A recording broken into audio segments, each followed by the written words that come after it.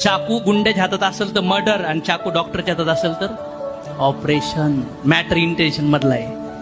मग मी म्हणतोय ह्या जग कसं का चाला ना, पण तुम्ही प्युअर तत्वावर चाला. आजूबाजूला किती पण घाण होऊन द्या, पण चला आपण घाण नाही व्हायचं हे टार्गेट घेऊन झाला. That's it.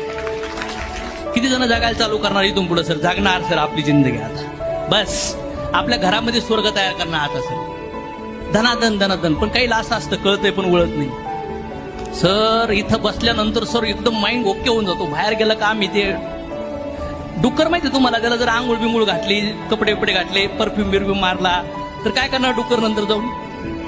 कारण की डुकराच्या सवय डुकराची विचार आहे, बरोबर ना? तसं आपण लवकर घाण नाही होणार, पण तुम्ही ह्या वातावरणात संगतीला नाही राहिले तर घाण व्हायला चालू होणार म्हणजे होणार.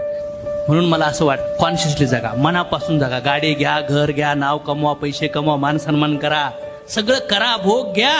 पण जर कोणी रडताना दिसला ना तर अश्रू असे पुसा की साला त्याला सांगा हे रडण्याचे कारण कोण आहे, तुझे कर्म. आणि आता इथून पुढं तू रडायचं नाही आणि तू पण शेकडो लोकांचे अश्रू पुसायचे, असे डोळे पुसले पाहिजे माणसं. आणि कपडे, अन्न, पैशाची गरज लोकांना नाहीये. काय वाटतं तुम्हाला?